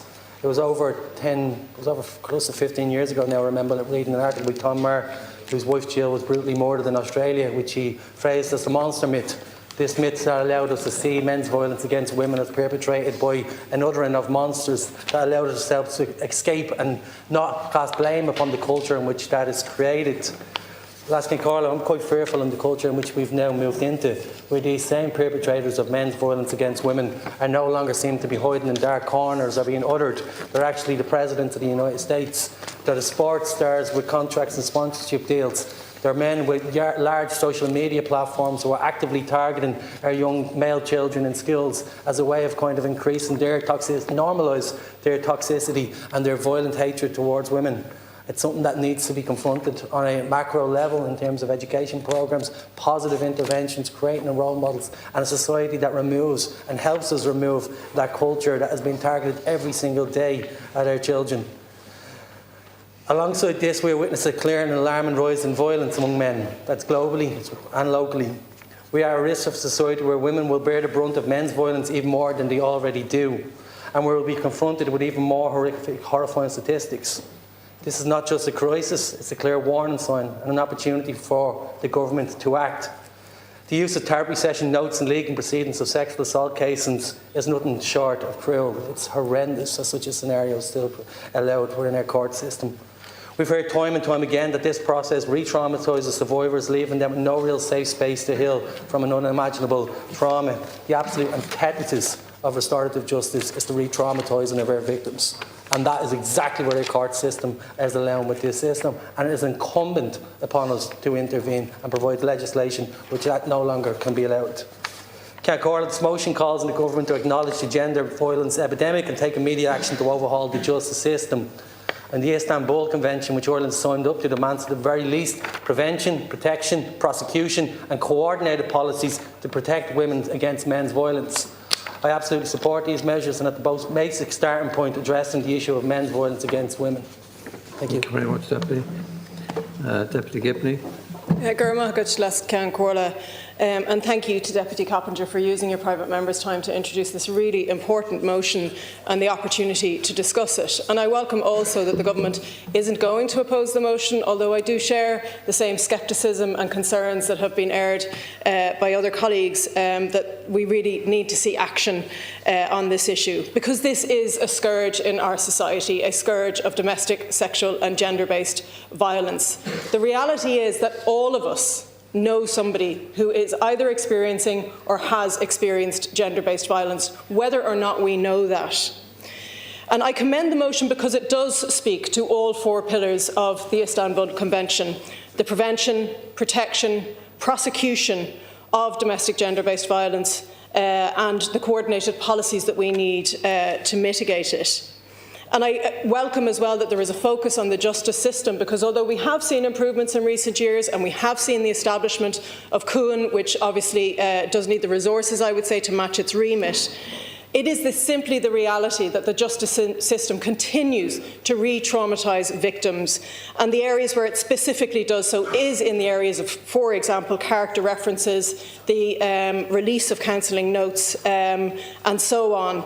So it is so important that we address the justice system and address the re-traumatisation of victims and survivors of domestic violence, and instead create a pathway for them to access justice which is welcoming and which assists them and supports them the whole way through.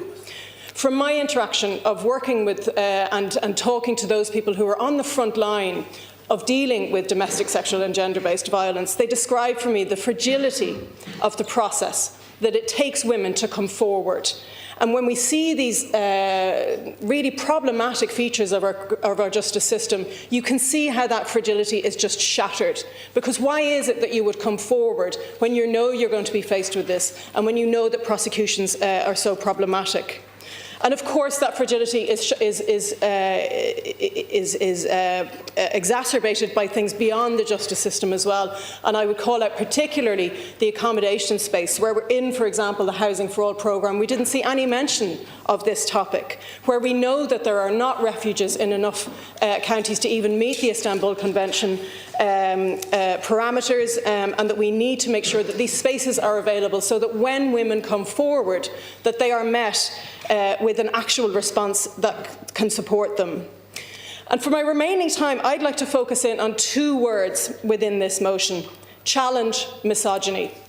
Because it is the reality that it is our patriarchal society in which we live that tolerates that misogyny. And it perplexes me that we don't, as policymakers and as legislators, connect enough the misogyny that we see that underlies this domestic, sexual and gender-based violence with the everyday sexism that women experience and with the gender order that we simply tolerate in our society.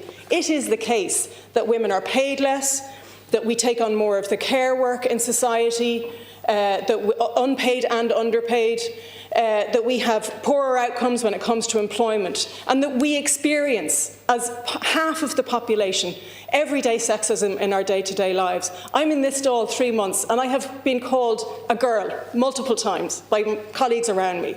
And that is not okay. We see on the cabinet benches a dearth of women, and on the government benches an underrepresentation of women. All of this, to me, says that we are still a sexist society, and we need to connect on that spectrum, the sexism that we experience with the misogyny that underpins this. I agree with the Minister for Justice that this is not just a legislative issue, it is a broader societal issue, and we need to speak to that. But there is plenty that we can do as legislators, and I would like to emphasise the need for greater legislation in the online space. I researched pornography and violent pornography and the impact it has on young children about 10 years ago, and at the time there was tools being touted around age verification and so on. We have done nothing. And immediately when we talk about pornography, people put forward the argument of free speech, that pornography has been around for ages. But we did not in those times have what we have now, which is the ubiquity of pornography and the message that it is sending to young men and women about how to behave in a sexual environment. Our young men are being exploited and groomed by figures on the online space who are having a hugely problematic impact on them. And we need to address this, and these are areas that we can address as legislators. Finally, I would like to commend those people who do work in this space, who I believe take on a role that actually the state should be offering, and I'm talking about those NGOs who support women in coming forward and in rebuilding their lives. And I would finally like to thank our guests in the gallery today for coming and being a part of this discussion. Thank you. Thank you, Deputy. Deputy Paul Lawless. Minister, the crisis in gender-based violence continues to devastate our society. Domestic violence cases are up 20,000 cases in just the last 4 years alone, and women and children are and do bear the brunt of this crisis, Minister. This crisis is happening in every constituency across the country, including Mayo, where the highest number of domestic abuse cases have happened in over a decade. The COVID-19 pandemic, where the government's message of stay at home, it caused a major difficulty for so many victims of domestic violence. Our homes, for most of us, Minister, are the places of solitude, of protection, and so on. But during this time in particular, this really became such a difficult scenario where essentially victims were trapped and locked in their homes with abusers. The case of Natasha O'Brien was really a shocking situation. And, you know, we shouldn't need to rely on victims and brave victims, as Natasha was, to seek the justice they deserve. We do need tougher sentencing. And I believe her case really outlines the fact of the very lenient sentencing that exists in relation to domestic violence. Minister, I also want to raise an important issue around the release of prisoners. It is really unacceptable where the victims of domestic abuse only learn of the release of their perpetrator when they meet them in their communities, when they meet them in the shop, in their clubs, etc. And I think we owe it to the victims to give them the respect that they deserve and give them the information in advance that their perpetrator is going to be released. Minister, I also want to raise the important issue of hardcore pornography. There's absolutely no doubt that the hardcore explicit pornography is blurring and distorting the lines and boundaries of sex and violence in relation to it. We do know that there's major issues with young people in particular accessing hardcore pornography. And it does distort relationships between men and women. The image of women as objects, of being sexually violated is very, very concerning. And we have raised this a number of times. We have a bill that would actually ban hardcore pornography to young children, and that is something, Minister, we need action on and no longer delaying. You've said in the past that it can't be done. It can be done, it should be done, and it needs to be done, Minister. And the case of Anna Kriegel, the poor 14-year-old girl who lost her life, hardcore pornography was a huge factor in relation to that case with regards to her attackers. So, Minister, we want to see action on this. The Aintu bill would ban hardcore pornography to minors in this country. I also want to commend the great work of the Women's Refuge across this country. In my own constituency in Mayo, for example, there's great work happening in the Mayo Refuge, but they are under-resourced, and we do need to ensure that victims who are brave enough to seek out for help receive the help that they get, and there is major difficulties around capacity in Women's Refuge across the country. So I would appreciate it if you could consider this seriously, and we do need reform in this. Thank you, Lascan Corla. And Lascan Corla, can I congratulate you on your new position? And I welcome your remarks earlier in the House where you promised to work in a non-partisan way and in a fair way. And I've always known you to be a gentleman of that character throughout your tenure here in the House and in your private life also. Could I also welcome the many people that are in the audience today or in the gallery today who have experienced, who have emailed us as elected members of this House and have shared their difficult experiences and enlightened us in this House.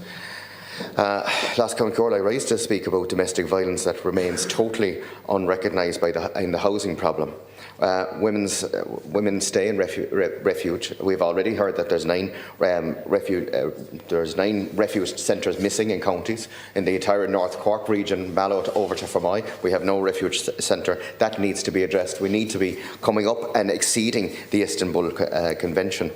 But also what I want to bring up here in this House is that how women are unrecognised by the housing authorities and local authorities, women who have been victims of domestic violence. Quite often women who are victims of domestic violence have nowhere to go or no alternative. Some of them having to return to the home where they have been violated, where their children have been abused, where they've been told that they'll be murdered, where they've been told that they'll be attacked.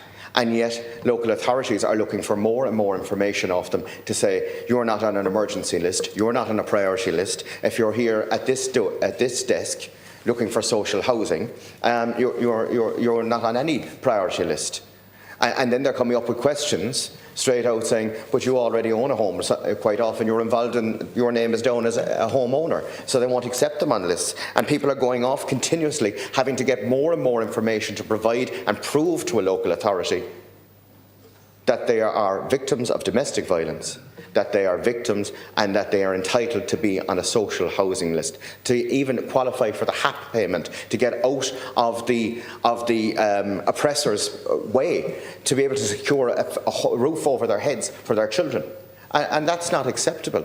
And also, it's been mentioned in this House about the training for Gardaí, but what about the training for local authority staff? From city councils to county councils, in housing bodies all over the country. What are they doing?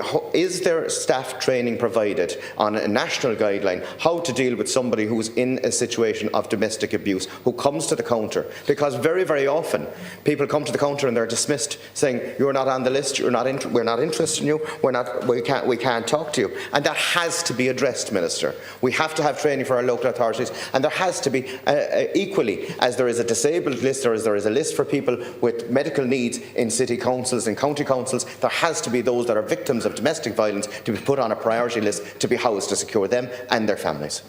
Thank you. Thanks, Lascan Corla, and again congratulations on your new appointment, and to the Minister, best of luck in his position also. For people from domestic violence, and I welcome the people in the gallery today, the services like Adapt House in Limerick isn't enough. if you're in the rural part of Limerick, you have to go into the city to get refuge. So you're taking people out where they may have supports locally, where we need more houses like that within the areas to help people that are in that situation. I have a big issue with media, because if you look at social media at the moment and you look across all the different cultures that are shown on social media, that it shows that it's acceptable in some cultures that men can hit women. And it's been shown on social media, even here in Ireland. So we also have to send out a clear message. This is not acceptable for the Irish people or any other nationality that's here. It's not acceptable. And we need to send that clear message out. We watched the Olympics recently, and this is where the government also need to stand up, where we have people that are identifying as a woman. And I have no problem of a person identifying as a woman. I don't. Because I respect you, I see two genders, but I respect whatever you are. That's fine. But when I see a person that's identifying as a woman and goes into a boxing ring and boxes a woman, and that globally is accepted, I have a problem with that. A huge problem with that. But the government here needs to send out a clear message to everyone that it is not acceptable for violence against women. It is not acceptable for violence against men. It is not acceptable for violence against children. We have to make sure that the message comes clear and strong from government that it's not acceptable in Ireland. Thank you. Thank you very much. Deputy Gorgley. Thanks. Congratulations. Violence against women is a global problem. It happens in so-called capitalist societies, it happens in socialist societies, it happens in religious communities, and it happens in secular communities. It happens across the world. It may have an increasing risk in areas of deprivation and poverty, but it's not related to income or social status either. We have our own background of patriarchy and misogynistic history. But even in modern Ireland today, the levels of domestic, sexual and gender-based violence in Ireland is totally unacceptable. We've by no means lived up to our commitments under the Istanbul Convention. The facts are stark. 1 in 4 women in Ireland have been abused by a partner or former partner. 5% of women who experience sexual assault report to the Gardaí, were only 14% making it to trial. The legal system, as we know and others have spoken about, is harrowing. In 2023, there were almost 29,000 contacts with Women's Aid. Domestic abuse motive was recorded for 90% of women in relation to victims of murder, manslaughter and infanticide. Women are more likely to be injured as a result of violence and need medical attention. And since 1996, over 270 women have died violently in the Republic of Ireland. We are by no means a shining example in any case. And we did have legislation such as the Criminal Law Sexual Offences Act 2017 and the Domestic Violence Act 2018 to aid the protection of victims of domestic violence. But still, there were 25,570 applications to the District Court for gender-based violence against women in 2023 versus 23,536 in 2022. There's an increase of 10% every year in terms of domestic abuse cases brought before the District Court. It's abhorrent. Now, we know we've increased sentencing for domestic violence from 5 to 10 years, passed by the Minister for Justice. Way more needs to be done. There need to be consequences to end the practice of character references before sentencing for those convicted in cases of gender-based violence, to protect the confidentiality right to privacy and therapeutic healthcare for victims, advocacy to be provided and representation for complainants in the courts process, to end rape myths within the courtroom, to invest and recruit court personnel so that nobody must wait more than a year for sexual assault, rape or gender-based violence cases, educational programmes in schools to challenge misogyny and gender violence, mechanisms to make accountable and even recall judges who make misogynistic and insensitive rulings, make accommodation for women and children who have been abused a priority, because housing and accommodation in refuges are a major issue in our country. Introduce Valerie's law, as previously referenced, to remove guardianship rights for those who kill the other parents of children. Femicide and intimate partner violence training for Gardaí. To introduce Jenny's Law, domestic violence register, to make available information about anyone with a conviction for domestic violence. And I note the Minister for Justice on the 11th of February, talking to myself, referred to a scheme of the programme for government in relation to domestic violence, but it didn't include a domestic violence register. There's no mention of this legislation, only to work with Gardaí, and we need to actually have some legal mechanism and bring in Jenny's Law. In the minute I have left, I just want to talk about the wider societal issue, where influencers on YouTube, on TikTok, all across social media, and even on absolutely mundane and absolutely mind-numbing programmes like Love Island, it's seen as acceptable for men to commit misogynistic acts against women, for women to forgive all kinds of abuses and bad treatment, and for that to be seen as the norm on our national TV. It is not the norm. These people are making money online, perpetuating the myth that somehow men have been hard done by women, that somehow by ensuring that women have their rightful rights, that men are being hard pressed. It's not the case. But we need to work both in society as well as in the educational system to make sure that this pervasive influence is dealt with. And we have to deal with the algorithms in social media as well. Gurv Mogad. Much Deputy. Minister Michael Collins. Thanks, Chair. And Deputies, I'd like to thank People Before Profit Solidarity for tabling this motion on gender-based violence, and I want to take the opportunity also to acknowledge the emphatic contributions made by all speakers right across the House. And like other speakers, I also want to acknowledge our visitors here in the gallery today and to thank them for their input. As Minister O'Callaghan made clear earlier, the Government is not opposing this motion. We are all in agreement that we need to keep the momentum of change going as we work towards our objective of zero tolerance for domestic, sexual and gender-based violence in Irish society. The programme for Government commits to tackling this epidemic as a major priority. As Minister for International Law, Law Reform and Youth Justice, I now have a key role in supporting Minister O'Callaghan and Government colleagues to keep driving improvements in the criminal justice system and to supporting victims of gender-based violence. I'm deeply committed to this work, this important work. The third National Strategy of Domestic, Sexual and Gender-Based Violence was published in 2022 and runs to the end of 2026. Under this zero tolerance strategy, we have increased funding for supporting victims, introduced new legislative provisions and established COON as a dedicated agency to further drive this work. Minister O'Callaghan mentioned some of the reforms that have been introduced to better support victims of gender-based violence, including increasing the maximum sentence for assault causing harm. In addition, we now have a new standalone offences of stalking and non-fatal strangulation. Both of these offences are common ways in which abusers target victims. It has been shown that non-fatal strangulation can be an indication of future lethal violence and is a risk factor for homicides against women in the home. Other legislative reforms have extended restrictions on perpetrators cross-examining victims and provided for preliminary trial hearings. The introduction of pre-trial hearings has helped to increase efficiency in how trials are run and allow for difficult issues to be dealt with in advance. This reduces delays and eases what can be a traumatic process for victims. The Criminal Law Sexual Offences and Human Trafficking Act of 2024 addressed a number of the recommendations set out in the comprehensive O'Malley Review of Protections for Vulnerable Witnesses in the Investigation and Prosecution of Sexual Offences, including around anonymity and legal representation in certain contexts.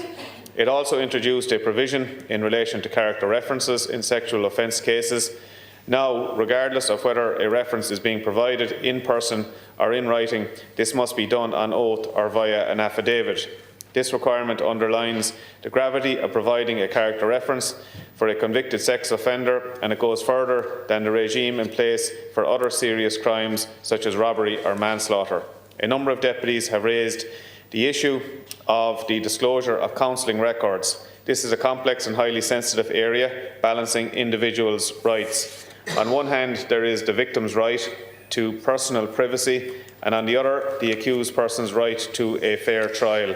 This entails a right to disclosure of any material that may strengthen the defendant's case or weaken that of the prosecution.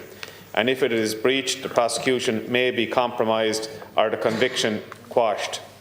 The law in this area was substantially reformed in 2017 by the insertion of a new Section 19A into the Criminal Evidence Act of 1992, which created a new process by which the court would examine applications to release counselling notes and make a decision taking into account the right of the victim to privacy and the risk of traumatisation, while ensuring that the constitutional right of the accused to a fair trial. However, it appears that this provision is not operated in practice as intended. So, given the importance of the issue, the third National Strategy on Domestic, Sexual and Gender-Based Violence committed to examining and reviewing the issues again, including from the victim and the survivor perspective. To progress this important work, an interdepartmental working group led by the Department of Health was established in 2024 and includes stakeholders from the sexual violence NGO sector who ensure collaborative input from vital victim and survivor services is taken into account.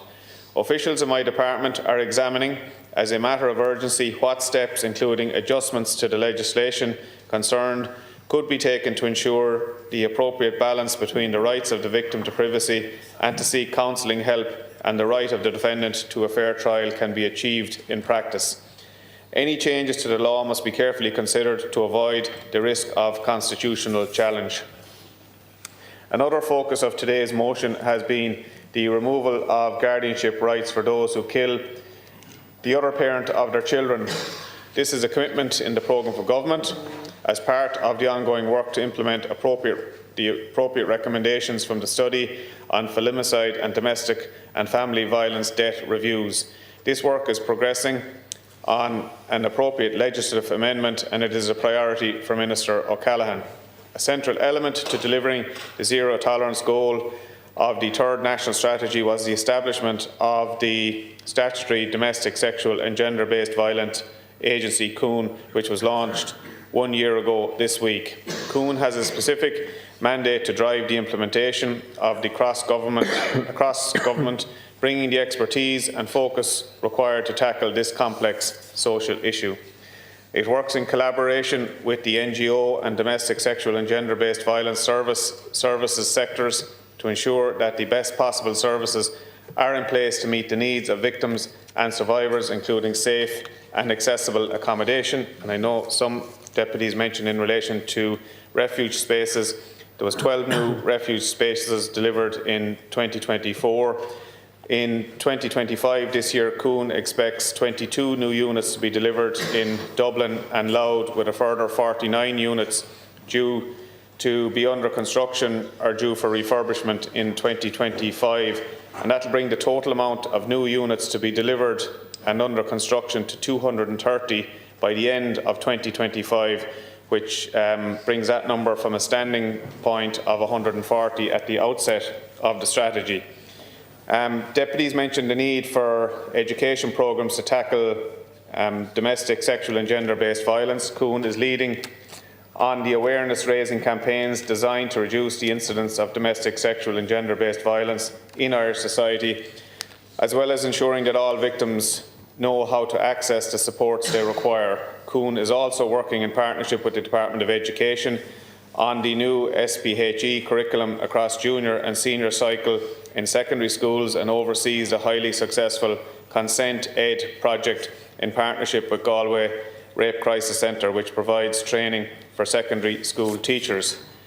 In addition, in an age-appropriate way, the resources cover healthy relationships, boundaries, consent and challenge misogyny and gender-based violence.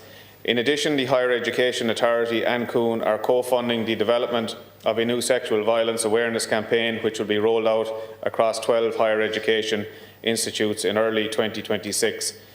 A number of other key actions have been delivered under the 5-year zero tolerance strategy. Divisional protective service units have been rolled out so that specially trained Gardaí are available to support victims of sexual offences across the country. In addition, a new sexual offences unit has been established in the Office of the Director of Public Prosecutions.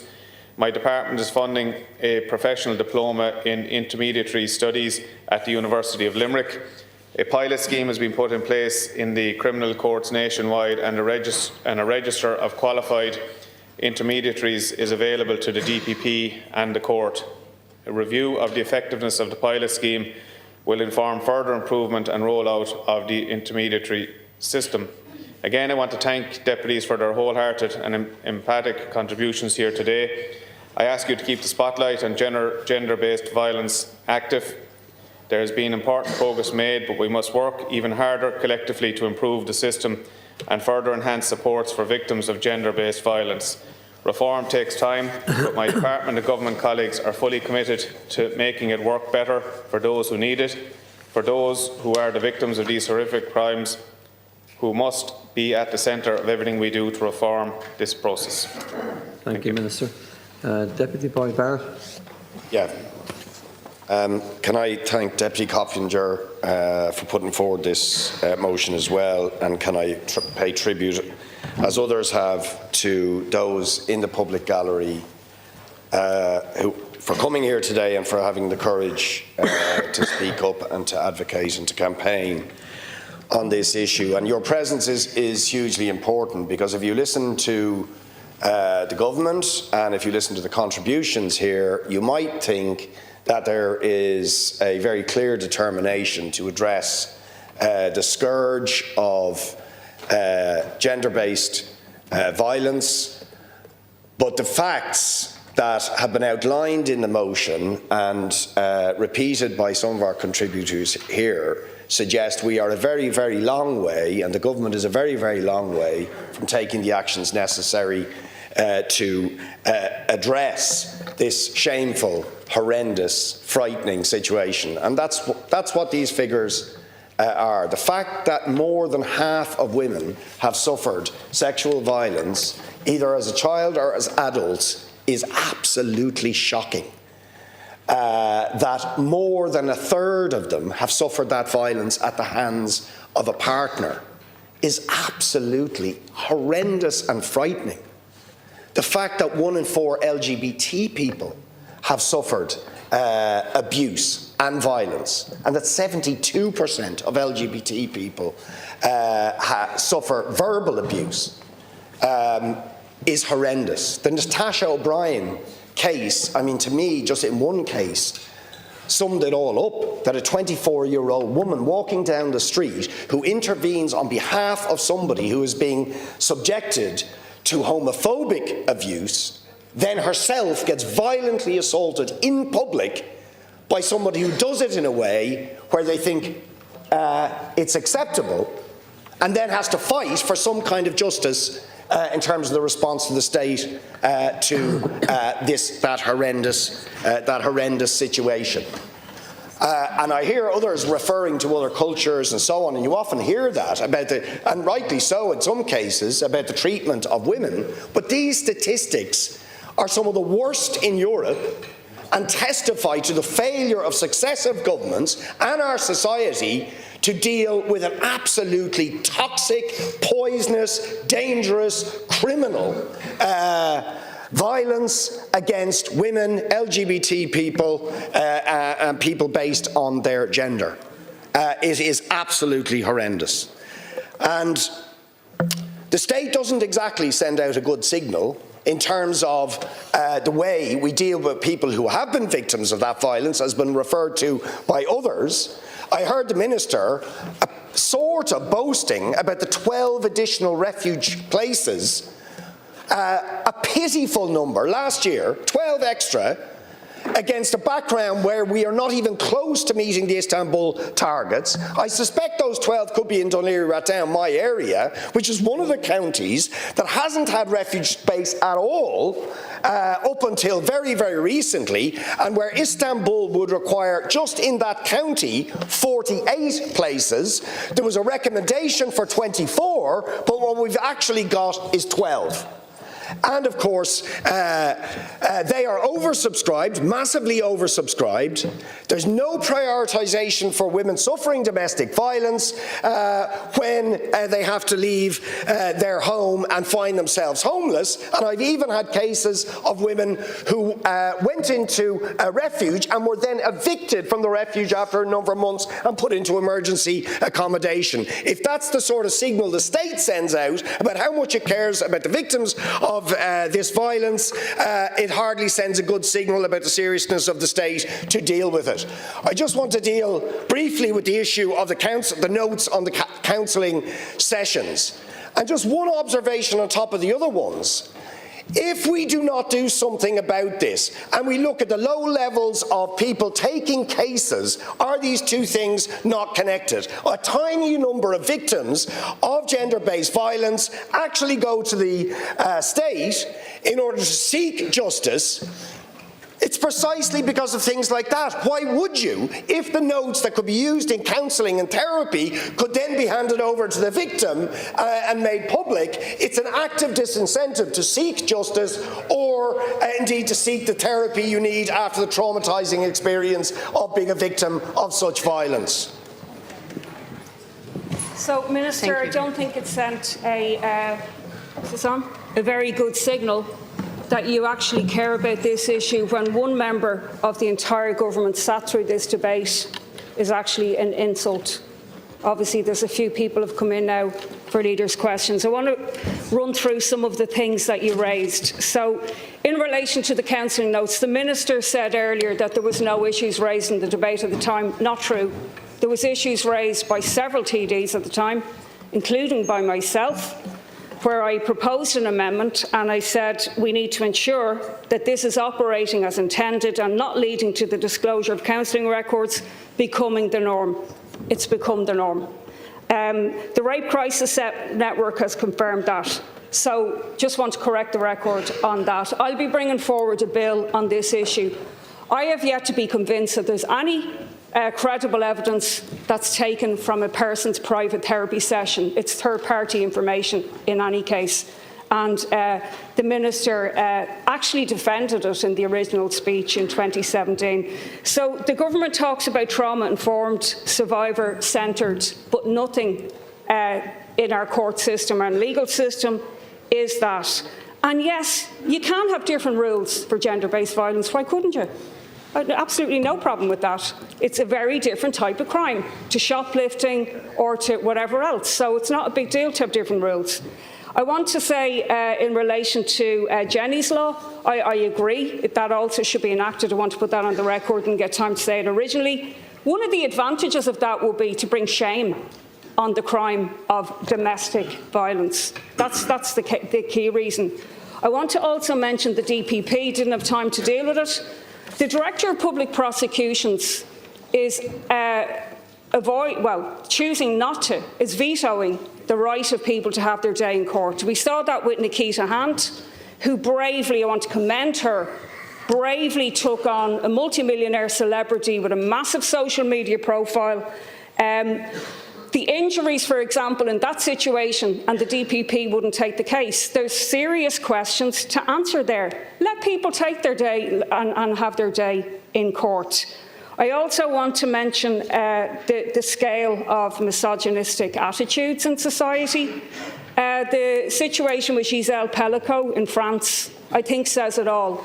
It was every man, men of all occupations, that abused and raped Gisèle Pellicot in the knowledge that she had been drugged. This is becoming an increasing problem. And I would say to the survivors and the family members of the victims who are gathered here today who've campaigned, I want to thank you, and I want to ask you to continue on, if you can, if you possibly can, on this struggle, because every time that any change has happened in this country, be it on anything, but especially in relation to the rights of women or minorities, it's been because of pressure from outside this Dáil. It has never come from within. We saw that with repeal, we saw it with marriage equality, and we see it in relation to violence against women. We will have to campaign to hold this government to account and to make sure that they actually act on this motion. So International Women's Day is our next focal point. On March the 8th, there will be marches in Dublin, 1 o'clock, Limerick, Cork, and hopefully in other towns and cities as well.